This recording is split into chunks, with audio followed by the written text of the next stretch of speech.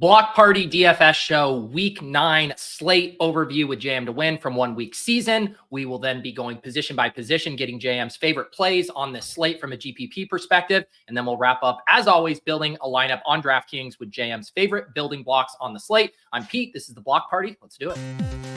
Peter's one of the greatest depositors I've ever seen. Trust the process. Let's go. I got auto match with Levitan. Bullshit. I just go the other way. In that 66, I win all the money. All the money. If I had 150 lineups, I'd win too. AP, 35 bullets in your head like KD. Bust it, bitch, go bust it. And I had 10 pints with me in Russia. Hey, everyone. Hey, everyone. Indeed, JM, we didn't fall on Halloween this year, so we didn't get the costume, although on the thumbnail we have you in, was it a cow costume? Is that what it was? Oh, it was a raccoon costume a couple of years ago. There you go. Yes. I still have it just in case we need to bust it out in the future. Yeah. Good Halloween for you and the family. Yeah, kind of crazy. Usually Thursday is like my 16 hour work day. So it was not a ton of injury news this week, or at least in certain games. So I was able to get a head start on Wednesday, get ahead on DFS interpretations and have some time with the kids last night. Got up at 5:00 this morning and kept grinding. So yeah, man, I've reached my normal point in the week for where I'm usually at by the time we start this show. So a little bit of a piecing it together, but yeah, excited about this week. I think it's a really interesting week, really flat ownership this week. And in my mind, there's actually a lot of value that I like. I don't know if the field is feeling the same. I actually haven't looked at ownership projections yet. So, or I guess I did this morning, but I don't know about, I haven't dove into ownership projections. So I'm not quite sure how the field is seeing the value perspective, but yeah, there's a lot of value I like on the slate. We were talking about a little bit of it before the show started. And so, yeah, nice slate. Rambling a little bit because it's been a weird week with the travel and time zone change and all that, but let's get to it. Yeah, let's get to it. Yeah, quick recap of last week. I swear every time I do this recap, I'm like, I can't even remember what happened. Oh, it was National Tight Ends Day, and every single tight end went off, including Kate Otten, Kyle Pitts, all of those guys. How did your week 8 go for you? Well, we were heavy Jameis Winston, Cedrick Tillman. I actually had 80% Cedrick Tillman. I had 80% Tyreek Hill as well. So that balanced out a little bit, but I had over 50% Jameis. And yeah, it was a good week. Could have been a huge week. Really big week for the OWS fam. So love to see that. And then there was, there was a lot of weird things that broke the wrong way. Denver giving up that. I was 100% Denver defense, actually. So Denver giving up that touchdown at the end. That was 3 points. Cedric Tillman with the stat correction down from 100 yards to 99. That was 3 points. DeAndre Swift getting vultured at the goal line. That was critical 6 points on a bunch of high dollar rosters, but still a good weekend and could have been a huge weekend. It was a huge weekend for big chunk of the OWS fam. So yeah, man, hopefully we can run it back again this week. Been a nice little hot streak lately. Yeah. And it's one of those things too, like you had taken the big stand on Jameis. And then, the other kind of popular, cheaper quarterback was Bo Nix. And so if Bo Nix doesn't go off, then those Jameis teams really separate. But Bo Nix also smashed. So it was hard to really differentiate on such a high scoring slate. Yeah. I mean, you go from, and on higher dollar contest, Jameis ended up being 20% owned because he was kind of the sharp way to go. But you end up, you add that to the Bo Nix exposure. And actually, Trevor Lawrence was semi-popular last week as well, had a good game. And so you kind of add all those together. And yeah, my Anthony Richardson rosters really fell behind the field when all the other 5K quarterbacks put up close to 30. Yeah, let's head forward here, look forward and look at this week 9 slate. As you mentioned, we have some pretty interesting games as far as, shootout potential. We have some big team totals. As always, we have some moving parts with injuries. I guess the one that did just get confirmed is T. Higgins is doubtful. And it sounds like positive news on Puka. There was a little scare yesterday with his knee, but I guess he's going to get in a full practice. But kind of overview for this slate, what's kind of jumping out to you? And I'll pull up the games here. Yeah, well, I went through everything and kind of built out my list before I even glanced at ownership. And I started glancing at it this morning. And it was, I guess, not surprising to see that there's just nobody drawing a ton of attention. I started at the quarterback position, and it was a lot of 5%, 3%, 2%. So we'll get into the quarterback who I like the most. But there were moments this week where I was like, man, I could be 100% on this guy, not because he's such a smash play, but because it's like, this is, to me, the guy that other quarterbacks are going to have to beat. And I think all these other quarterbacks priced around him are an underdog to beat him. He's going to be a different quarterback than probably people are imagining I'm going to say, which is also something I like, because then you get him kind of, at lower ownership. And again, it's pretty flat ownership at quarterback, so people just aren't seeing this play the way I'm seeing it. But and then you kind of go through the positions, and it's a lot of that this week. There's some heavy ownership expected on somebody like Kamara, right? Because it's a running back playing against the Panthers, and we know that hasn't really worked out through the first 8 weeks of the season. Alpha running backs at a high price tag against the Panthers, but hey, why not take another swing at it from the field again this week? And there's a few other spots like that where people can feel comfortable, but yeah, it just feels like a week where you're gonna have things spread out. So on the Angles podcast today, I'm going to kind of dive into my strategy around a slate like that. But I just think it's an interesting setup where we're not seeing heavily concentrated ownerships. I don't know that there are, let's take this Atlanta-Dallas game. Oh my gosh, Atlanta and Dallas shootout, right? Maybe so, but I don't think people realize how genuinely bad the Dallas offense has been this year. I mean, they've been a bottom 10, bottom 12 offense and success rate and DVOA and like all the metrics that you want to look at to see, is this team shooting themselves in the foot? Does this team have a good structure to their offense? Are they working well within that structure? They're not a good offense. Obviously, Atlanta, no pass rush, not a great defense. But I don't think it's a foregone conclusion that Dak comes out and has a huge game in this one. So, yeah, it's just a very interesting slate where a lot of games could be kind of flat. Hoping that we get DK Metcalf in that Rams-Seahawks game, less and less likely, right? That would help stimulate the game environment there. We've got Detroit and the Packers. Points are going to be scored in that game, but then can we take advantage of it? How do we take advantage of it? So yeah, it's just a very interesting week where you can look at certain spots on the surface and it's like, oh yeah, man, this spot's great. But then when you really dive in, it's like, okay, everything's kind of spread out and there's nothing that really, really stands out on this slate. And that's just a unique component this week. Yeah. And then, then there's a couple of the spots with the big kind of implied blowouts, right? Where you have the Saints over the Panthers, pretty big team total for the Saints, and then Eagles over Jags. I mean, the Jags are just a mess right now, really banged up there too. So that's an interesting angle as far as, you might not get a shootout game there, but if the home team or the favorite puts up 30 points, you're going to be cooking with gas. Yeah, I mean, potentially, right? If you look at the Eagles, the price tags on those guys, and we've seen them be the run heaviest offense in the NFL since they came out of the bye 3 weeks ago. And so, there's a question there of, do we get another 14 to 20 pass attempt game from Jalen Hurts? Now, the Jags are not a bad run defense. They're obviously an awful pass defense and a pretty decent run defense. So we could see them tilt a little bit more toward the air in that one. I think that the big issue there, right? Trevor Lawrence, he's actually been playing really well lately. He's been like a top 8 quarterback across the last 4 weeks in PFF grading. But when he's missing all these weapons, right? Christian Kirk is out. Looks like Brian Thomas Jr. is probably going to be out. Well, then how do they actually move the ball? How do they keep this game close? So yeah, I have a hard time seeing the price tags on those guys being something that you can really feel confident in. Like Saquon Barkley is going to be in my pool. I might have some Jalen Hurts in large field play, but one of our edges is thinking not just about the players and matchups, but the game environment and how the game environment would have to develop for Jalen Hurts and AJ Brown to put up tournament winners, for example. And so, yeah, there's also situations like that where the blowout potential doesn't play to the favor of the team that would be likely to produce that blowout, to where we're like, oh yeah, it's a blowout potential, but they're going to score 30 points, so it's still all good for us.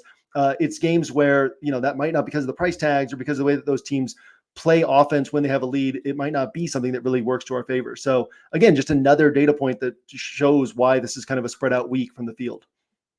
Yeah, let's just jump right into quarterback then. I guess we can start, at the top. We got, these 4 guys that have pretty big ceilings thanks to their rushing production. That would be Lamar Jackson, Jalen Hurts, Josh Allen, and Jaden Daniels, all over 7K. Do you find yourself wanting to get up to any of the pricey quarterback options this week? Yeah, I don't know that I'll get to any of these guys on tighter builds because I'm always very salary conscious. And I always want to think about what type of score I can get from a cheaper quarterback and what type of score I can get from a cheaper wide receiver or a cheaper running back compared to the more expensive wide receivers and running backs, right? Where are we spending our salary? So does Lamar, a really, really tough matchup for Lamar. Does he score 25 plus points? Maybe, but it's a lower likelihood in this spot than normal. Bo Nix looked really good last week against Carolina, but the rest of the season, he has still looked like a rookie quarterback building up. And, Baltimore has been attacked by a lot of good teams. You got to remember, Baltimore has been playing a first place schedule, playing a lot of good teams that have done really well through the air, or aggressive teams like Cleveland last week. And so I don't know that Bo Nix is necessarily going to come out and just take massive advantage of this matchup and turn it into a back and forth affair and force Lamar to just take over the game and put up one of these big games that he can have. Mentioned Jalen Hurts, just the concerns on volume there. the two most interesting would be Josh Allen and Jaden Daniels to me. Josh Allen, his last 6 games against Miami, his last 6 games against Miami, 9.8 to start the season. And then these are DraftKings scores: 29.1, 39.5, 28.1, 39.9, 30.7. Just this is a team going back to his rookie year. We had his first like monster tournament winning game against Miami at the end of the season that he's always owned this team. The problem is that in this Joe Brady offense, it doesn't always run through Josh Allen. So that's the concern there, because this Buffalo defense has always handled Mike McDaniel and Tua really well. They've had consistently bad games. In fact, the Bills are one of my favorite defenses on a week where no defense really stands out this week. So that's the concern with Josh Allen. Then Jaden Daniels, a good spot, but does he get his first 30-pointer against a defense that tightens up in the red zone and an offense that probably shouldn't be able to score a ton of points against Washington? It's kind of tough to see him putting up his first like major had to have it tourney winner. So yeah, I like these guys. I think that we get 20 plus from at least 3 of these guys. We might get 25 plus from one of them. I don't know that we get 30 from any of them. I'd say Josh Allen's probably the likeliest bet for a 30 burger just because of what he can do against Miami. So if we aren't going with the high-end guys, if we're looking at some of the value plays that are maybe standing out from a points per dollar perspective, I'll toss a few names at you. Daniel Jones, Geno Smith. If you really want to go down there, Gardner Minshew at 4,500. Anything on the value end jump out to you? Yeah. So let's look at Lamar Jackson. He's averaged 27.1 DraftKings points per game this year. That's top on the slate, obviously. Number 2 at the quarterback position, Jalen Hurts, 22.5. Okay, who's number 3 on this slate if we take a relevant sample size? So Matthew Stafford, since the start of last year, has played 10 games with Kyren Williams, Puka and Cup healthy together, right? Only 10 games because of all the injuries that these guys have had. In those 10 games, he has averaged 21.25 DraftKings points per game. That's 3rd best on this slate. He also started slow. His first 2 games with those guys were his 2 worst games with all 3 guys. So in the 8 games since then, he's averaging 22.8 DraftKings points per game, which is more than Jalen Hurts. So that's the 2nd highest points per game average. Now, the interesting component here, obviously, is he doesn't have these 30, 35 pointers within his range of outcomes that Lamar and Hurts and Josh Allen and Jaden Daniels have. So it's not like I'm saying Matthew Stafford should be priced up there. But also, if he's averaging 22.8 across these 8 games, and he's not putting up 30 pointers, that means he's consistently getting to that score. 6 of these last 8 games, he has scored 23 or more DraftKings points. That's just outrageous consistency. That's outrageous production at a position where people are looking at Geno Smith, right? He's got 1 game of 23 plus points all year this year in that same game with Matthew Stafford. So I think that you look at last year, it was like 17 point something points that he averaged per game. This year it's 12.9, and people are looking at that. The pricing algorithm is looking at that, but those aren't relevant sample sizes. This offense completely transforms when all 3 of these guys are healthy. And so to me, this is the guy that, like, if he's going to score, in his last 8 games with all 3 of these guys, he scored 17 plus. Imagine looking through game logs and seeing this, right? We're 8 games into the season. He's scored 17 plus all 8 times. He scored 23 plus 6 times. Like, tell me that people wouldn't just be jumping on that play left and right. He wouldn't be the highest owned quarterback on the slate at 5,700. But because that sample size is spread across 2 seasons, people just don't see it. So to me, when I look at these other quarterbacks, I'm like, okay, if I expect that Stafford could score 23 plus 70, 75% of the time in the spot, who else do I see on the slate that is going to score 23 plus, right? Like down here at these lower ends of the price range. So to me, every other quarterback I look at in this lower ends of the price range, I have to ask, if Stafford scores 23 or more, can this guy beat him, right? And it doesn't have to be that he could, like, maybe Stafford scores 17, right? And this guy only needs 24 to have like the separator type of score, but it has to be a guy who either can go for 30, maybe they have a really low floor, but they can go for 30, or it has to be a guy who I can say, like, okay, yeah, he's not going to hit 23 plus as consistently as Stafford, but what if Stafford fails? Who else can score 23 plus? And there's just, if you look at the quarterback position through that lens, there's not a lot of quarterbacks that you look at and say, yeah, this guy, right? And so to me, Stafford just really stands out, and it's going to be a unique approach to this slate. It's obviously not going to be the take that everybody has on this slate, but yeah, that's my thought. I'll toss it over to you before I hit on a couple other guys I like. Yeah, and I mean, normally the knock against Stafford is people are like high floor, low ceiling. That's kind of the thing that I think people most associate with Matthew Stafford. But like you said, the splits we've gotten with all of their weapons healthy, we don't have a huge sample size there. So I also like this game as a potential to be a bit back and forth. We know Seattle incredibly pass heavy. Like you said, to me, really want DK Metcalf to play in this game. I know he didn't practice again yesterday. We'll see if he can get in a limited practice today. Let me ask you about a couple other quarterbacks in the mid-range that I think people might play. You mentioned that Dallas-Atlanta game, maybe being a little cooler on Dak. I think he's going to fetch some ownership. And then Joe Burrow here. My guess is without Higgins, it'll be kind of an attractive game to double stack, whether that's, Jamar Chase and Mike Gesicki, those kind of things lining up for people. Any thoughts on those two? I mean, yeah, Burrow, we go back to his rookie year, and outside of the games where they just decided to destroy Baltimore, the year that they were first asserting dominance over the AFC North, all of Burrow's big games come in shootouts. So I don't see the shootout here. That's how Zach Taylor's a very reactive coach. We've mentioned that on this show before, but Zach Taylor's a very reactive coach. You're basically just hoping to get luck. In my mind, you're either saying, okay, this becomes a back and forth game. The Raiders, 27th in offensive DVOA, 32nd in run offense DVOA, and they love to run the ball. They think that's their way to win games. Like, you're either saying the Raiders have a big game here and force a back and forth affair, or you're saying, I hope I get lucky and Burrow has this ultra rare tournament winning game in a non-shootout. So I don't usually like to bet on spots where I'm just hoping to get lucky, right? So I could see if you wanted to tell a story around this being a competitive game, that would be the way to build it. That won't be for me. Yeah, I mean, Dak's going to be one of my guys, right? Because like, who can outscore Stafford? Dak can't. I think his chances are lower than the field is going to think, but I'm still going to be probably at least, because I don't love a ton of quarterbacks, I'm going to be at least even with the field in exposure on my rosters, maybe overweight the field, because like Dak can go for 32, 35 if things start clicking. I always keep in mind that last year that Brady was playing with the Bucks and like nothing had changed. Brady still looked good. And all year we were just like, that big game's coming. And then by like week 10, it's like, okay, that big game's not coming, and this Dallas offense kind of feels like that. Like, everything is wrong with this Dallas offense right now, but I don't want to miss it if it hits. Another guy I like is Caleb Williams. Oh, okay. In a spot where, again, we're talking about who can put up those big games, right? He can put up 5 points on the ground, and then he can put up passing touchdowns against Arizona. So I don't think we're going to see heavy volume here, and you're really trying to guess who to pair him with.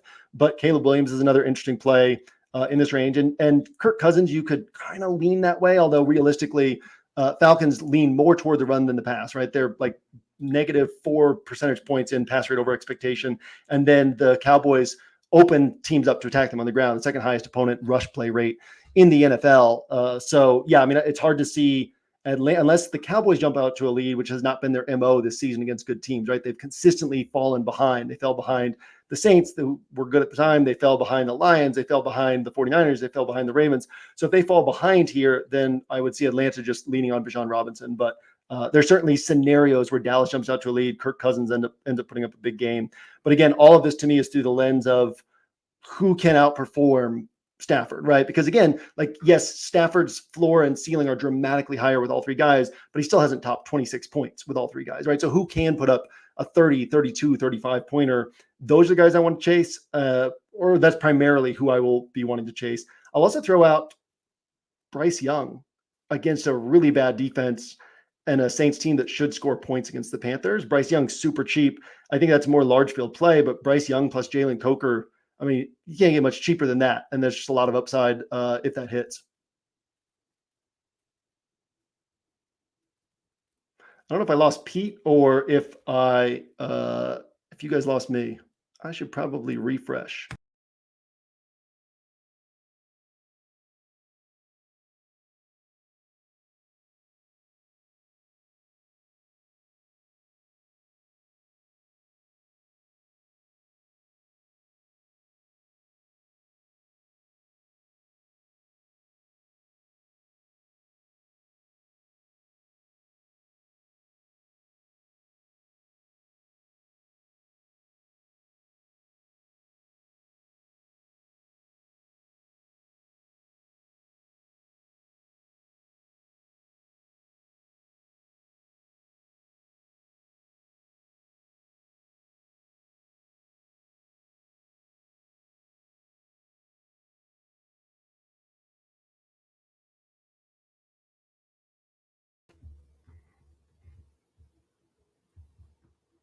Hey, sorry, Jam. Am I back on now? I refreshed because I wasn't sure if it was on my end. I wish I hadn't done that. I should have texted you first because I could have just kept talking. But It is all good. Sorry about that, everybody. My computer just glitched there for a half second. We'll get back up and running here. All right, where were we? Who are you talking so about? I mentioned I closed off with Bryce Young, and then there was just silence from you, and then it turned out it's not because you thought the play was so disgusting; it's because your power was out. But yeah, I just closed out with Bryce Young and just talking like this is a bad Saints defense. Saints offense gets Derek Carr back. They should be able to score points against the Panthers and force Bryce Young to be throwing. I just see it as a spot where at 4,400 plus Jalen Coker, like you're getting $8K for a quarterback and a wide receiver. Bryce Young had a 20-pointer last year and a 25-pointer last year. So like it's within his range of outcomes to put up a game like that. So I don't think that he should go totally overlooked in large field play. And that's not like a core bet for me, but I did want to shout that out and just put people onto it in case you're looking for something in large field play. Yeah. And then I think the only other loose ended, it sounded like you just didn't like those guys relative to Stafford, which makes sense. But did you have any thoughts on Geno in that same game? And then Daniel Jones is another punt option. You know, it's crazy about Daniel Jones. His splits, and I don't know how much to read into this, his splits, I think I looked up a couple weeks ago, home and away, I think it's like 13 career games of 30 plus DraftKings points or 29 plus DraftKings points. And 2 of them have come at home and the other 11 have come on the road. And I looked that up on the week. It was like the Cincy week, I think it was, when I played like a decent amount of Daniel Jones. And I was like, oh man, like it's at home. Do I still want to play him? And I played him and, I had another disappointing game. And so, yeah, I think that's really interesting. I don't think Daniel Jones is a bad play. I'll probably get my Jones exposure through neighbors though. Yeah. And then as far as Geno, yeah, I mean, I would just prefer Stafford in that same game. So nothing against Geno, but I prefer Stafford in that same game. So it seems like in general for you, a kind of paying down at quarterback kind of week, maybe living a little bit more in that 5K range and then just sprinkling in some of these other guys in large field. Yeah. I mean, I would think that I'll probably have like at least 10% Dak, but I mean, even that's 6,300. And I think everything else for me is going to be 6,300 and below outside of, I might do like 8% Josh Allen in large field play. Yeah. All right, let's move on then to wide receiver. Also shout out to the chat here. Right as I went down, Nez gifted 5 memberships. That had to have been what crashed it. The combination of a Bryce Young hot take and Nez gifting memberships. Thank you, Nez. Those memberships get you guys access to the premium shows. I do those every single weekend. We do an After Dark show on Saturday nights. This week, I'm having Dave on. He's an underdog crusher, won a ticket to the Dog Bowl last year, won another one this year, also does some behind the scenes work over at ETR. So I'll be hanging out with him. And we might have a pretty fun thing happening on the show as well, JM. There was a tie for a Dog Bowl seat last week in that underdog tournament. And so the 2 guys who won that ticket or split it with the same lineup are going to have to do a head-to-head on underdog this week. Yeah, just Votto, 6 rounds, 12 players being selected, and the winner gets the seat and the other does it. So that's pretty awesome. Pretty high stakes. We might see if we can organize that and stream that on After Dark. And then on Sunday, of course, the cram as well, 10:30 a.m., running through all of the overnight updates, GPP plays, tournament stuff, all of that good stuff. All right. Over to running back, JM. What are you seeing here on this slate from a running back perspective? We got some of the big guys at the top in really smash spots. Yeah, I mean, I think there's a lot to like across all pricing tiers. Saquon, again, the thing with Saquon, the pass role isn't huge on an offense that's not passing a ton. So he's a yardage and touchdown back. And so he's not getting 30 touches. He's not getting Joe Mixon touches. So you're really just saying, how good is Saquon? You have to bet on that. So I'll leave that at that. I'll dive into him a little bit deeper in the player grid. Obviously, like Kyren Williams, Puka Nacua, Cooper Kupp. Basically, all these games where all 3 of them have played together, one of these guys has belonged on a tournament winning roster. So even just mixing and matching these 3 guys across a chunk of rosters is a sharp way to go. Kamara, to me, I'll say it, I guess, feels like an overpay in terms of what are his chances of getting to 30 plus. I'll have a little bit of Kamara, but we're all season long, the people keep chasing running backs against Carolina, and all season long continue to be disappointed, not because it's not a good matchup, but just because Kamara's got the ribs, he's got the broken wrist or hand, whatever it is. Like, how many touches do they need to give him? How deep into the game do they need to continue riding him? And that's been the situation in matchups against Carolina. So does he put up 20 plus? Almost certainly, but like at his price tag, I want that clear pathway to 30, 35 points. I have a harder time seeing that. That might be a hot take because I know people are going to like Kamara this week. Bijan Robinson, just a tremendous matchup. And again, another guy who's not going to see 25 plus touches, but in terms of his role, how he operates within that role, the ceiling is there for 30 points against Dallas. Kenneth Walker, another guy, they're going to have to ride him. Teams really don't pass a ton on the Rams. I think third lowest opponent pass play rate. They're bottom 5 or top 5, I guess, in preventing catches to wide receivers. But it's not because they're so good against wide receivers, just because teams run on them so much. They have such a bad run defense, and their front four gets pushed around. They're also top 2 in pressure rate when teams drop back. So it's like you can drop back and be pressured, or you can run the ball and just have open space to run. So the good thing about Kenneth Walker is either way he gets involved. And then James Cook, who I think is going to go a little bit overlooked. So running backs on this slate who have put up multiple games this year of 28 plus DraftKings points. Derrick Henry's put up 28 plus 4 times. Saquon's done it 3 times. James Cook's done it twice. Nobody else has done it multiple times. So just to, kind of point out the ceiling that Cook has, wide range of outcomes. So people don't like playing him because the floor is low. It's hard to predict when those big games will come. But in terms of trying to win a tournament, he's certainly capable there. I'll skip over Tony Pollard for you to ask me about him and touch on Devon Achane.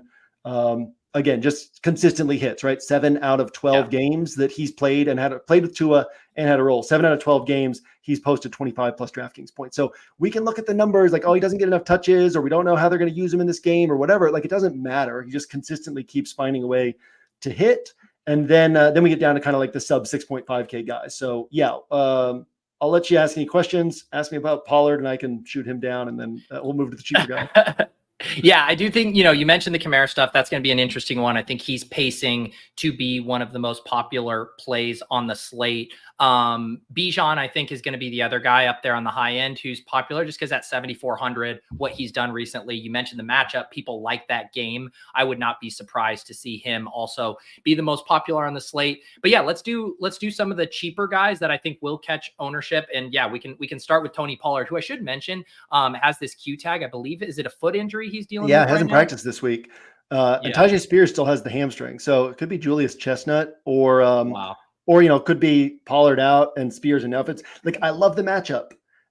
This is a tremendous matchup against this New England run defense. It's nothing about that. It's just like, what are the chances of Pollard putting up 30, right? The guy hasn't cracked 20 DraftKings points yet. And we got to understand how the DraftKings pricing algorithm works. Part of it is production. Part of it's ownership. When a guy's consistently high owned, they keep bumping up the price tag on him. And so Pollard has been consistently high owned, and that's artificially driven up his price tag to 6,800. It's just not a price range he belongs in terms of his range of outcomes. So he's going to be popular this week. It won't shock me if he finds trips into a 25 or 30 point game. But if we played out the slate 100 times, that would be happen way less often for him than most of these other running backs you could choose.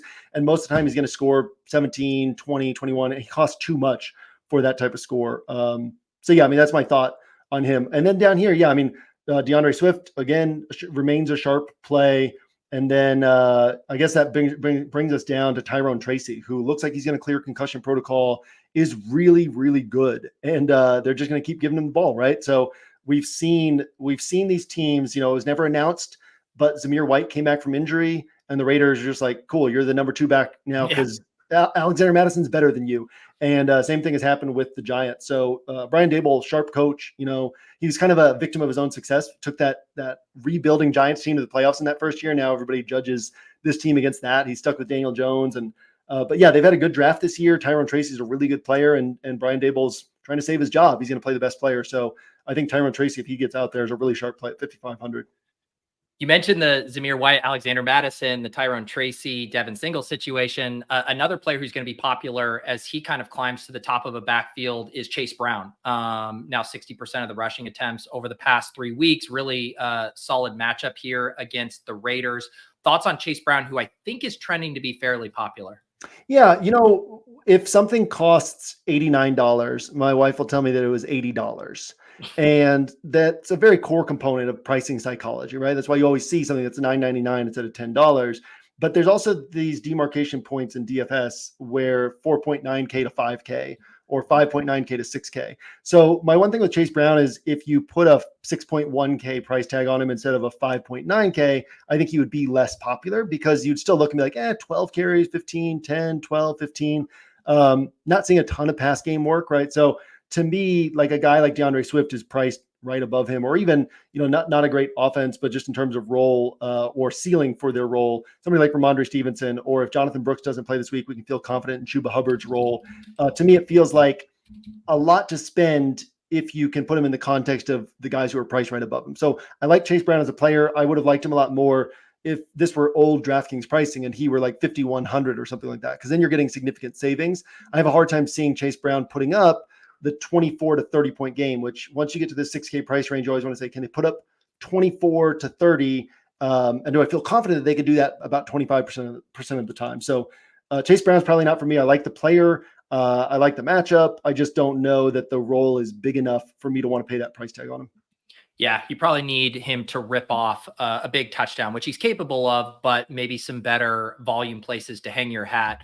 Speaking of which, the other guy who looks kind of like a value just relative to his workload and how good he's been this year is James Conner. I know it's not the greatest matchup versus the Bears. Any thoughts on him at 6,600?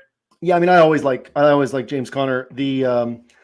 The Cardinals are implied for 23 points, I think it is, which would be the best game any team has had against the Bears this year. So I think that projection systems obviously somewhat drive ownership, and projection systems are using that Vegas implied team total as part of one of the major components of the projections. And to me, I just don't know that the Cardinals have the best game that any offense has had all year against the Bears. So to me, James Conner is this is one of the weeks where I'm not going to play him. Most of the time I'm overweight the field on him. This week I won't be on him, but yeah, I mean, I'm never going to argue against James Conner with his role and what he can do, from a volume perspective. One situation we haven't really discussed at all is Detroit in Green Bay.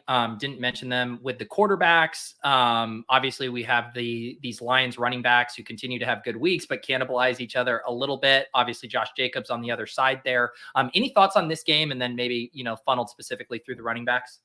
Yeah, I mean, I think you're guessing, and Jahmyr Gibbs 7,600 is an expensive price tag to pay for guessing. So when I'm playing single entry 3 max, when I'm playing smaller field contests, and any sharp DFS player you talk to will say when you're playing smaller field contests like 2,000 or fewer entries or single entry 3 max, the main thing you want to do is get as many high confidence plays onto a roster as possible. Because if you have a lower confidence play, let's just put a number on it, say a guy who's going to hit 15% of the time instead of 35% of the time. And then you pair him with another low confidence play that's going to hit 15% of the time. And then another is going to hit 15% of the time. Like the percentage chances of all those guys hitting together, or 7 of those guys hitting together, is so low compared to getting a bunch of high confidence plays onto a roster together. And so typically when we're talking on here, yeah, we're going to mention guys that I like in large field play, but I know most people are trying to figure out like, what's my pool this week? Who do I like this week? So for me, Jahmyr Gibbs at that price tag is not a guy who's going to be a core pool bet. The only week that he was closer to my tight pool was that game against Minnesota. I had like 8% of them or 9% of them that week. So not like one of my top running backs, but you can kind of see the spots coming where you can be like, but maybe this is the spot where, because you expected higher passing volume, you expected that game to play out a particular way. So yeah, I mean, I don't see the confidence on it. The ceiling's there. So there's no arguments against him in large field play. It's just, is he somebody I want closer to my tight pool? No. And really I'm going to have some Goff rosters this week, and I'm going to bet on like, okay, the Packers score points and force the Lions to throw the ball 30 plus times. And that's really how Amon-Ra St. Brown ends up having a big game. So that's the only place I'll play him. And then I might have Gibbs added to that roster, or Laporta added to that roster, Tim Patrick added to that roster. But I want to build around very specific scenarios for that game, as opposed to just taking individual pieces from that game and spreading them across a bunch of rosters. So again, not to say that Gibbs can't hit. It's just, what do I want in my tighter pool, not Gibbs this week. One other guy I want to ask you about, I haven't seen him getting much love, and I know it's a tough matchup, but when I was kind of just looking at his usage bump from week 7 to week 8, and obviously Jameis kind of rising the entire tide there, thoughts on Nick Chubb at 5,800 if the Browns can get rolling? Yeah, I mean, starting point, like Nick Chubb was always overpriced. So we look at the price. We talked about this with Tua last week and Jalen Waddle, like they were overpriced all year last year. So you see the price tag and you're like, oh, he's cheap, right? Nick Chubb was always 7,800, 81, 8,200, and he would be 2% owned because there was no reason he should have been priced up there. In 2022, I think it was 7 games that he scored 18 plus DraftKings points, or maybe it was 8 or 9 games he scored 18 plus DraftKings points. But then you put him at a 5,800 price tag, and that's tremendous value. So I actually had a decent amount of Chubb in week 7, that first game back. Didn't end up paying off and only got 11 carries, but I wanted to be early rather than late. And I still feel that way. So yeah, Chubb is one of these guys, not on my tighter pool, but just because of the scoring ceiling on this game, there's a lot of question marks. But in large field play, I think he's a really sharp play. The Chargers are 14th in DVOA against the run, so not a terribly difficult run game matchup. And Chubb, 11 carries, 16 carries, like they're going to keep bumping that up. So yeah, I like Chubb as a sharp large field play this week. I feel like we've mentioned most of the top end guys, most of the sub 6K guys that have a pulse. Brown, you even mentioned Madison briefly, Tyrone Tracy, Chubb. Anything else I'm missing here at running back? I feel like we've covered some ground. Yeah, I think Tyler Algier is viable in large field play. This is one of those weeks where he could get 14 to 18 carries. That might only be like a milli maker type play, or maybe you could play him in like the flea flicker, like a 60,000 entry tournament. But he's certainly viable to an extent. And I think that he can be considered as a guy who could separate in tournaments. And then just to mention, if Tony Pollard's out, then Tajay Spears and Spears plays, Spears becomes a really sharp play. If both guys are out, then Julius Chestnut doesn't have a big pass game role, but should get those carries in a really soft matchup at a cheap price tag. So yeah, Tennessee is an interesting run game matchup. I just don't want to pay the price tag on Tony Pollard, but if he's out, then they become super interesting to me.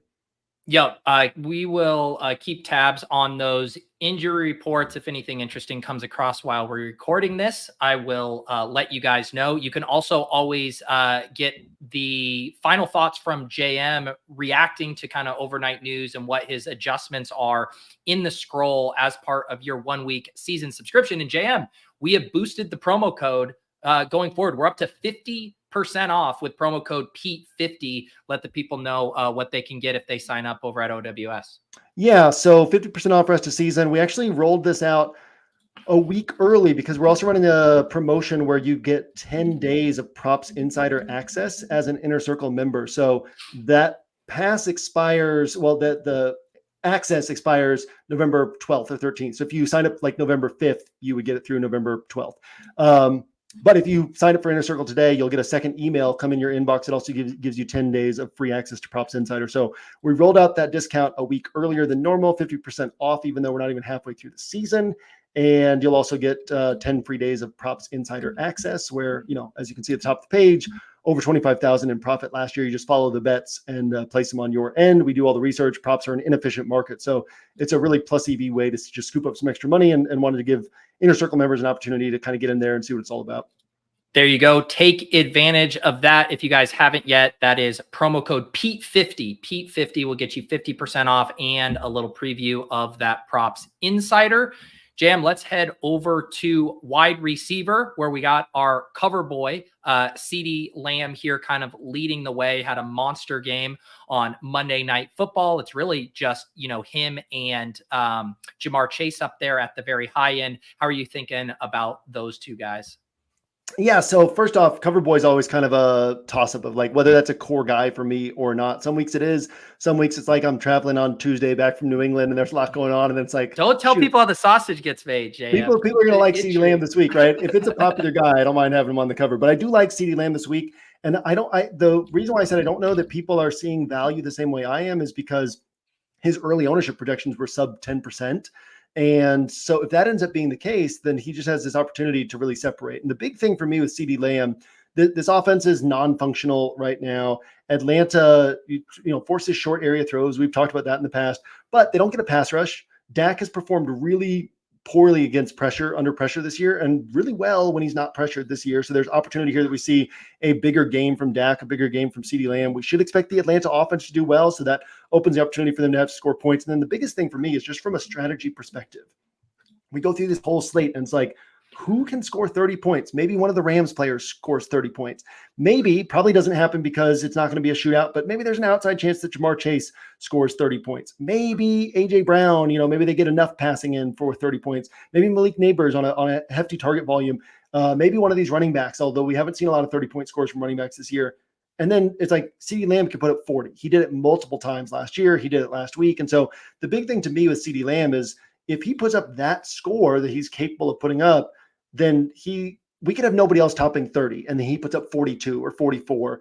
And like that 42-pointer last week, it's not just a fluke, right? We saw it multiple times. I think it was 3 games last year. Maybe it was even 4 games last year, 40-plus DraftKings points. And so to me, you just have to think about him on this slate, because if he puts up that type of score, he's separating. So if you're building 5 rosters, I think you really want CeeDee Lamb on at least one. If you're building 150 rosters, you want him on at least 20, 15, 20, 25 of those rosters. And so you got to get some CeeDee Lamb exposure, because your weekend could be dead if you don't, right? He's the one guy on this slate who very clearly can go for 40-plus points. And if he gets there and nobody else goes for over 30, like you're kind of dead in the water without him. So that's really the lens through which I'm looking at CeeDee Lamb. I think there's a lot of data points we could throw out there of like why he might not hit. And those are all viable data points. But we also have to think about what could this weekend look like when the weekend is all said and done. He's the one guy who you're like, he could put up 40-plus, and you might really need that given the way that the NFL is kind of shaping up this year. Let's talk about some of the guys in the 7K range. I would say the interesting trio here would be Puka Nacua, Tyreek Hill, and Malik Neighbors. The Puka stuff, like we mentioned, sounds like he's going to be completely fine. Thoughts on this kind of next tier after Lamb and Chase? Yeah, and I noticed you didn't throw Kupp in there, and I don't think the field is going to either, but he's very much in that same mix. And like I said, I laid out all the numbers in DFS interpretations. I'll lay them all out in the player grid as well. But basically, when all 3 of these guys have played together, you got a really good chance of at least one of them scoring 25-plus and probably like 28-plus. So to me, it could be Kyren, it could be Puka, it could be Kupp, and I'll just have a ton of all 3 of these guys across my rosters. Malik Neighbors. So we've got players who have scored 25.9, wide receivers who have scored 25.9 or more DraftKings points in a game this year. Here are the players who have done it twice: Jamar Chase, AJ Brown, Amon-Ra St. Brown, Marvin Harrison Jr., Jaden Reed. 5 guys. Then Malik Neighbors has done it 3 times, right? So like he's ahead of all those guys, like just the targets, the talent, the consistency. So yeah, I mean, really like Malik Neighbors in this spot. You mentioned one other guy here. Who's the other one? Tyreek. Yeah. Tyreek. Oh yeah. I mean, Tyreek Hill, going back, since Mike McDaniel took over this Miami offense, Tyreek Hill has never topped 22 DraftKings points against Buffalo. I mean, Buffalo just really understands the rules of this Mike McDaniel offense and how to exploit those rules and how to take away what the Dolphins want to do. So even at this price tag, I was thinking last week at that 7K price tag, I was thinking when he didn't perform, I was like, I bet his price tag stays similar. And then people are going to chase him against Buffalo. And then hopefully his price tag stays similar and I can chase him after that. So can Tyreek Hill put up a 28-pointer? 100%. But I'm not scared. I'm always scared of Tyreek Hill burying me, but I'm not like super scared of him putting up like the 35-pointer, the score where you're like, God, why didn't I have any Tyreek Hill? And so this is a spot, just given what Buffalo has consistently done against this offense, this is a spot where, and it's not just like, oh, he hasn't topped 22 points. Like he's had 9 points and 13 points. And then like a couple times he cracked 20. So yeah, this is a spot where I'm less likely to chase Tyreek Hill. Some other guys who look like they're standing out, FF Doom in the chat mentioning Drake London. Want to hear your thoughts on both the Rams wide receivers, him and Mooney. And then can also toss Chris Olave in a similar price range into that conversation as well, as far as some of these other mid-range options. Thoughts there? Yeah, I'll frame Mooney and London like this. If you're playing them, you got to play them around a game environment bet. It's the same thing we always said with Keenan Allen. It's the same thing we would say with Michael Thomas when he was 8,500 or whatever. Like you have to play them with a game environment bet. You're really just hoping to catch lightning in a bottle. You're hoping to get lucky if you're playing Drake London one-offs. There are very few scenarios in which he posts a tournament winner.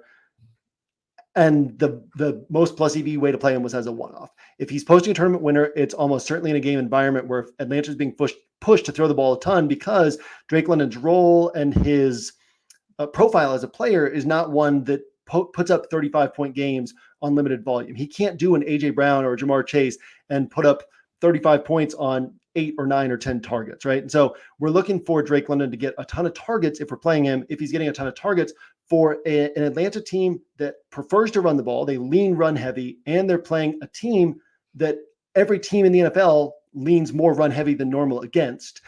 So we would expect higher than normal rushing volume from Atlanta. So it has to be a game environment where Atlanta's being forced to throw the ball. And that's the game environment where Drake London can hit. So can Drake London hit? This is a tremendous matchup for Drake London, but you have to play him the right way. Same thing with Darnell Mooney. So that's really my main thought on him. It's nothing about play him, don't play him. It's just like, if you play him, please God, just please play him the right way. Don't play him Drake London one-offs, because that's what most of the field is going to do. And let's say he's got a 3% chance of posting a tournament winner as a one-off, but he's 15% owned as a one-off, right? Like, it's just so negative EV. But if you play him the right way, then you're telling a story of how Drake London hits, and you're way ahead of the field. Thoughts on Chris Olave, another guy who's kind of grading out as a good value? Yeah. I mean, Olave, what is it, 26? I think like his next 26-point game will be his first 26-point game. It's something like that. But he just he's not shown the ceiling yet. But does that matter? Like, no, he's what they have, right? So the really only concern here is the volume and how the Panthers and Saints match up. Like, if the Panthers can't score points, how deep into this game are they throwing? We saw Derek Carr throw it, I think, 23 times earlier in the year in this matchup. So that's the big concern there. You really want Olave to get 10 or more targets. But we see this 14 targets last week. Obviously, they trailed in that game, and it was a totally different setup in that game. But he's kind of what they have to work with. So, yeah, I mean, I like Chris Olave. I have concerns about the volume in this spot, but he can certainly hit. And, he could even do it on 8 or 9 targets because his role is, he's got this downfield role where he can hit for big plays. So, yeah, Olave is definitely in the mix for me. Let's see here. We're going to kind of move our way down. We've been going through these pricing tiers here, and then I'll make sure JM flags anyone I haven't mentioned. Mid-range, one guy who a couple guys that look good coming off of, strong games last week. Jakobi Meyers and Ladd McConkey finally had our Ladd McConkey blow up game. And Jakobi Meyers has some pretty nice splits without Devontae Adams in the lineup. Thoughts on those guys in the 5Ks? Yeah, I definitely like Jakobi more. I mean, Ladd McConkey targets 6, 7, 8, 7, 6, 4, 7, right? He's going to be in the 6 to 8 target range. The thing with the Browns is that they give up big plays. They're super aggressive defense. Aggressive defenses sometimes give up big plays. Ladd McConkey had a couple of big plays last week, but that's not his profile as a player. He's not like a big downfield guy. I actually think Josh Palmer is kind of interesting in this spot in tournaments because it's like, who gets the downfield throws where the Browns sometimes have a busted coverage and they hit these big plays. So, yeah, I'll let people chase Ladd McConkey. I'm not going to be on him this week because, again, like, does he put up 13, 15? Probably, but I'm okay missing out on that. And in fact, I'm okay chasing a guy who can score 25 and getting 7, and people instead play Ladd McConkey and get 13, 15, right? Like, I'm behind those rosters, but I wasn't winning a tournament anyway, right? I wasn't winning a tournament with 13 or 15 points from a high-owned Ladd McConkey. So, yeah, to me, just the way that he sets up in this matchup, I don't see it being like, oh, he's going to see 12, 13 targets, which I'd really love for him. I think he's obviously a great player, and I think it's an interesting spot, but I just don't see him hitting the big plays. Also in this range, Calvin Ridley, saw a ton of targets. Will Levis coming back, so that hurts. But yeah, I mean, they're going to keep peppering him with targets, 15, 9, 8, and then he had a game in week 2 where he hit with Levis under center. And so, yeah, I mean, I think that the upside is there on Calvin Ridley. The floor is really low. And then 2 other guys. So this is typically an offense that we're like, we like this offense. We just don't know where to go on this offense. But that's the Packers against the Lions. Yeah. Lions run 45% man coverage rate. Jaden Reed against man coverage does nothing and does all of his damage against zone coverage. Now, again, Lions, one of the highest man coverage rates in the NFL. They still run zone over 50% of the time. That's the nature of how NFL teams play. But against man coverage, it's Christian Watson and Romeo Doubs who get all the action. So Dobbs actually had a big game against them last year. Watson had a big game against them last year. And so to me, those are the 2 guys. When I talk about a guy who could score 7 points, but also could score 25, like, that's what I want to be chasing in tournaments. And Christian Watson really fits that profile here. And I don't think people will be on him. So if he scores 25, it's that much more valuable. So I wanted to shout out those guys in this range as well. Just to follow up on that, because we didn't get to mention Jordan Love at all. Would you be playing those guys as one-offs, or would those be stacked with Love, more part of game environment stuff? Yeah, no, I mean, you can definitely play Love because it's hard to run against the Lions. We could see a ton of points in this spot. The big thing with Love is, like, people, I think, forget that he is a pocket passer, right? He has these gaudy scores every once in a while. So they forget that the ceiling is pretty capped. Like, you're not going to get, again, comparing him to Stafford, like, Love has topped 28 points twice in his career, right? And he's topped 26, or he's topped 28 once, and he's topped 26 twice. So, like, you're probably getting, like, his huge game is still like 25, 26, 27 DraftKings points. And Stafford's hit 23 plus in 6 of his last 8 with all 3 of these weapons. So I kind of look at it through that lens. But no, I do like Love in this spot, and I think he's a perfectly viable way to go. But these guys can definitely be played just as one-offs. Let me ask you about 2 of the cheaper guys. It's been hard to come by sub 4K guys who look remotely decent, but I can toss 2 names at you. Jalen Coker, who's really started to come on. Deontay Johnson, obviously in Baltimore now, and then Ray McLeod, again, part of that Falcons trio. Both of those guys at 36 and 3,800. Yeah, I mean, my thoughts on McLeod are kind of the same as my thoughts on Mooney and London. On Coker, I mean, they really like Jalen Coker, and he seems to be a really good player. We did get news since we've been on air that Thielen's not playing this week. Jonathan Brooks is not playing this week. So that opens up Chuba Hubbard again in this really great matchup, and opens up Jalen Coker. I think Jalen Coker is a super sharp play down here. We've seen, max of 6 targets so far, but I think he'll kind of land in the 6 to 8 target range, especially with Deontay Johnson shipped out.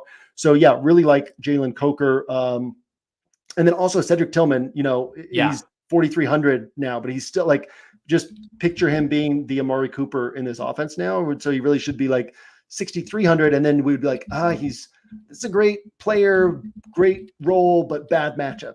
I'm not paying 6,300 for this. But if you take 2,000 off the price tag, then you're like, well, maybe so, So I think Cedric Tillman is a perfectly sharp way to go.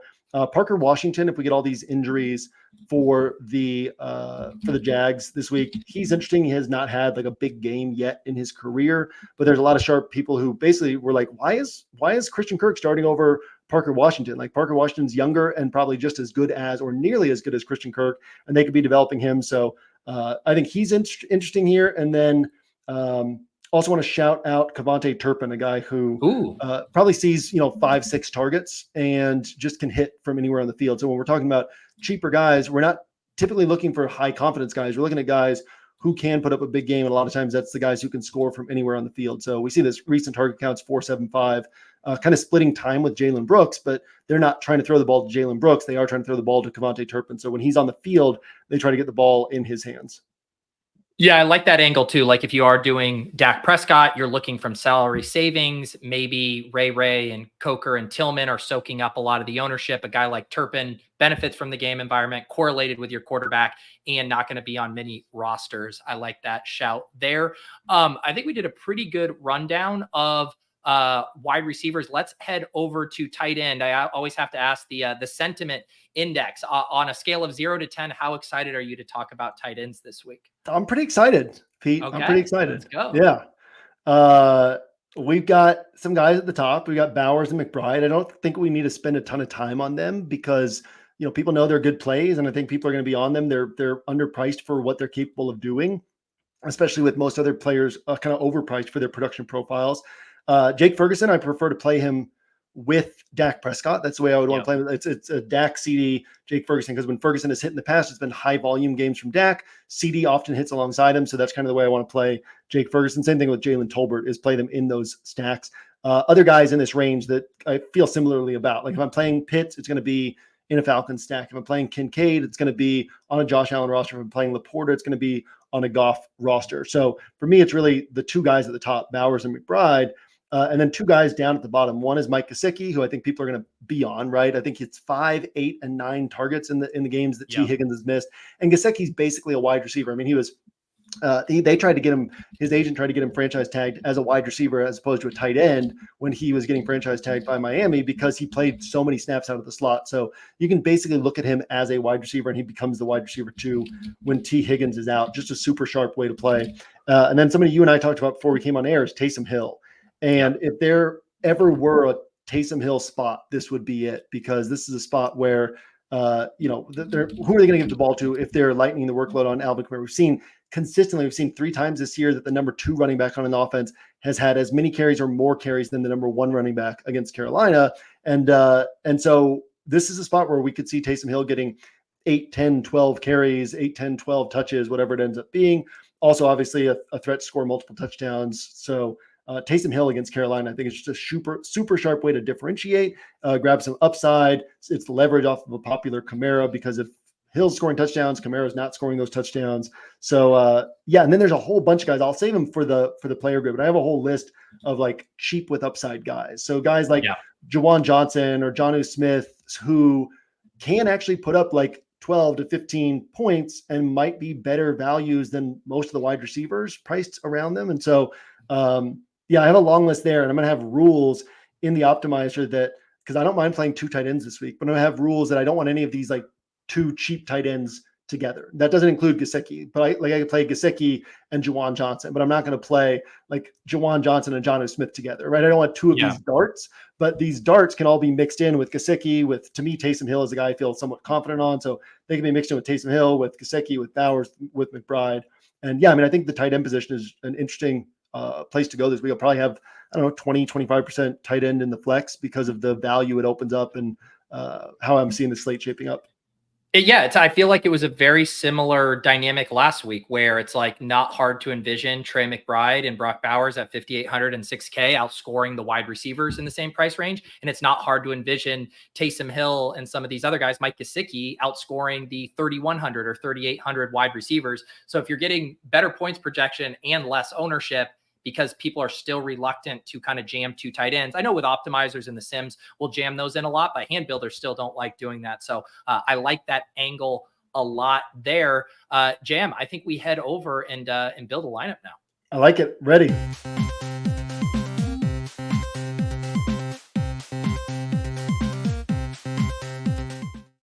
All right, we got our Deposit Kingdom Weekly League up again this week. 1,200 entries. We got some space here, so let's make sure we get this filled. It looks like we got a little less than 400 entries remaining. This is a $3.10 max. Again, no rake. We got $2,000 up top, $1,000 to second, and I review the winning teams on the Portfolio Review Show every Monday morning. The link for that is exclusively in the Deposit Kingdom Discord. I have a link to the Discord down below. If you aren't in there, it's in the announcement section. You can register and compete against a lot of sharp players in the Deposit Kingdom. All right, JM, kick us off. Where are we starting with our block this week?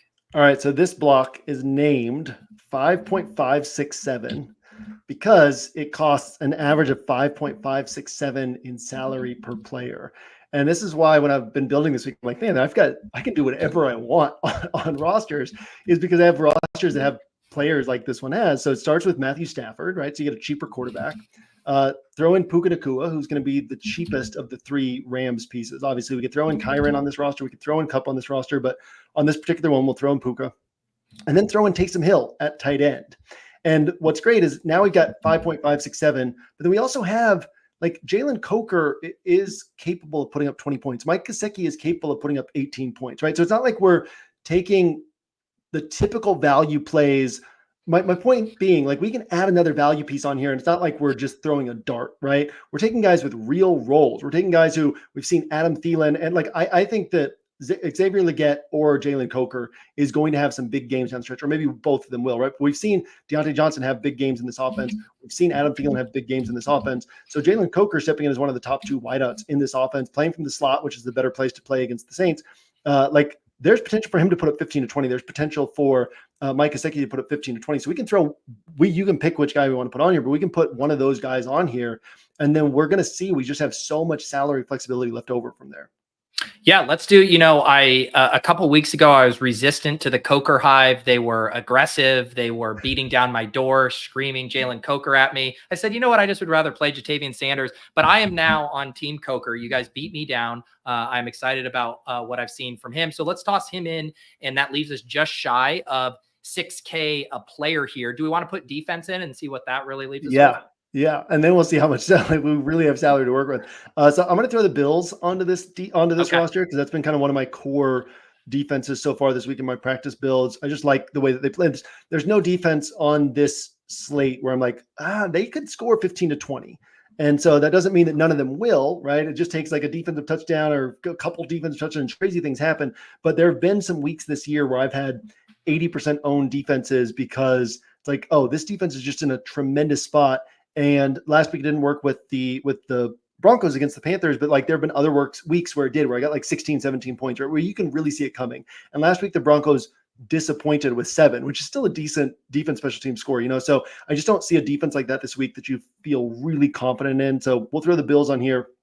And as we see, we have over 6.6K left per player. And we have guys that we like, right? I mean, we still like Cedrick Tillman. We like Tyrone Tracy. We like guys who are Jakobi Meyers, guys who are cheaper, guys who can score 20 plus DraftKings points.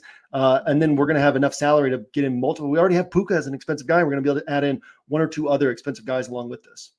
Yeah. So running back, obviously the position here that we haven't addressed yet. You mentioned we could toss Kyren on with this. What direction do you think makes sense with this wide open running back menu? Yeah, let's go ahead and go Tyrone Tracy, because when I don't have a ton of confidence in a ton of players, then what I really want to do is see if I can carve out space to get to one of these higher priced guys. So if we throw Tyrone Tracy on here, we're now over 7K available per player, and we can actually throw CeeDee Lamb onto this roster, get our cover boy onto here, and we're going to have still 6.2K per player left. So what we'll see is we have the ability to go, if we wanted, we could go Mike Gesicki and we would have 9.3K in salary left over. And we're taking a guy who, there's nobody who costs 9.3K, but just to show how much flexibility we have, a guy in Gesicki who we're not taking him because we're hoping he gets 8 or 9 points. We're taking him because he's capable of putting up 15 to 18, right? And so let's go ahead and basically recognize that we can do whatever we want at this running back position, which means we can get one of our other favorite guys at this running back position. And so for me, let's go ahead and go Bijan Robinson, because this tells a story. Yeah. This tells a story of, the Falcons playing from in front and the Cowboys having to throw the ball a ton, CeeDee Lamb getting that volume. Now, 5K, we don't have any players that we really like specifically at 5K. One thing we could ask is, do we feel pretty confident in what we're doing here, right? Like, to me, Stafford's high confidence, Tracy's high confidence, Bijan's high confidence, Nakua is high confidence for the price tag, Coker's high confidence. If we're wrong, we'll be with a lot of ownership. CeeDee Lamb's high confidence. I like Taysom Hill. So we could throw a guy like Christian Watson onto here, because you can throw that dart with somebody like Christian Watson on a roster like this and just take the ceiling. Another thing we could do is take the defense off and pivot down a little bit to a cheaper defense and go with Jakobi Meyers, right? So that's kind of the 2 ways that I would close out this roster. Obviously, if we had infinite time, I would poke around on this roster for a while and see what other different things we could play around with. But those are kind of the 2 things that I would move toward at this point on this roster. Yeah, I like that. And my guess is because the inclination I was feeling when we came to the juncture was to go 2 higher priced running backs. So even going to Tracy there, I think on a build like this is going to be pretty unique. And the nice thing, outside of CeeDee Lamb, obviously you're paying up there, but this is, it's not like a studs and duds lineup. You're kind of living in the mid range and just capturing those guys that do have the chance to really put up a ton of points. So I like how this build shakes out here. And then, if you go the Meyers route in this specific lineup, you're good for 2,700 and lower. Any defenses catch your eye down there? Yeah. I mean, again, it's just a weird week for defense where you've got, Green Bay's playing Detroit. Arizona's not a great defense. I know they're going to be popular this week, but again, I either want to take a really good defense against a middling or okay offense, or I want to take a defense against a really bad, like a decent defense against a really bad offense. And so again, like Seattle's playing a really good offense. Dallas is a bad defense playing a good offense. Miami is a bad defense playing a good offense. Las Vegas is a bad defense playing a good offense. So you really have a lot of these. The only one down here, honestly, it's interesting because there was one other one. Oh, go down to the Giants, like 2,300, right? And it's like people want to play them against Washington, who's allowed the second fewest fantasy points per game to opposing defenses. The Giants don't get interceptions. So if we're doing that, like, why not go to the Broncos against the Ravens is how I look at it. Is, you're at least getting you're getting an equally good offense, but a much better defense. So I would actually on this roster prefer to go Bills and Christian Watson. But if I'm going cheaper than the Bills, that's kind of one of the defenses that I see as a potential way to go. Yeah. And again, same thing with all of these. You can mix and match. I mean, JM mentioned some of the stuff with the Packers wide receivers. I don't remember what Dobbs is. Dobbs is 5,700. So that might squeeze you a little bit more defensive wise, 2,300, but lots of different ways to mix and match around something like this. Yeah, and on this roster, right, if Stafford scores 23, if Tracy scores 20, we've got Bijan can score 25 to 30, Puka can score 25 to 30, Coker can score 20, CeeDee Lamb can score 40. We know Taysom Hill can score 20. He doesn't typically do it, but he's capable of doing that. Christian Watson can score 25. Like the ceiling that we have on this roster, we had that a couple of weeks ago where P. Rich, who's one of our OWS contributors, won the slant by 15 points, right? Like we always want to have rosters where we can see the potential for that happening. And this is the type of roster where there's the potential for that happening because we have guys who can put up top of the position types of scores or top of their price range types of scores. And so throwing Christian Watson on here gives us exposure to truly tournament winning ceiling. And because it feels uncomfortable, people don't want to do it because the range of outcomes is broad, but we like the ceiling. That's the most important thing, especially if we have other high confidence plays spread throughout that roster. Good stuff, Jam. I think there are lots of different ideas that you gave us here to work with and mess around with builds. And like we said at the top of the show, if you want to get kind of JM's thoughts and everyone over at OWS's with this kind of influx of news that we're going to get here today, you got to get signed up on 1 week season. Check out the scroll, check out the DFS interpretations in the game breakdowns, and check out Prop Insiders, which you will get if you guys sign up this week. You'll get access for 10 days. That is promo code Pete50, Pete, and then 50 will get you 50% off and that little sneak peek of the Props Insider. Jam, anything else I'm forgetting for you guys this week? Yeah, sad news in the industry. Roto-Grinders had a sweeping round of cuts, and Squirrel Patrol is no longer at Roto-Grinders. So if you guys watched the solo ship show, we're moving it over to OWS. So we're recording it at our normal time, Squirrel and I are, but we're not streaming it live. So it'll be up like an hour later than its normal time. So you'll still be able to catch that today on the OWS YouTube feed or the OWS podcast feed. And shout out to Dan Bach from Roto-Grinders for giving us the green light on moving that over to OWS. Yeah. Sad stuff. We talked about it a good bit on Lulz yesterday. I'm writing about it for my personal newsletter tomorrow, the PO Box newsletter. But one, kind of positive, and I'm glad you mentioned Dan Bach because he's had to go through a very tough week with having to lay off a lot of stuff. And he's been super gracious with some of that kind of IP, just mentioned you guys get in the RSS feed. He's doing the same thing for us with the Swolecast and letting us take that. And so that all being hassle-free so that these shows can continue to go on is really good news amid a not so fun week in the industry. So glad to hear that. Make sure you guys check out that show along with all of the other great podcasts on OWS. Also love the Searching for Ceiling pod with Rich and Hilo. Excited to check that out. I believe they were the ones who started the Jalen Coker hive. And now they won me over. I right now am going to head over to do Off and On the Clock with the Badge Bros. That show will kick off at 2:30. So in about 20 minutes, you can watch it here or over on the Badge Bros channel. Very similar structure to this show, except going through the underdog slate for drafting strategy, small field, large field, and of course, building some pick'em. So stay tuned with us there. And for JM, I'm Pete, and we will see you guys next time on the Block Party. Peace.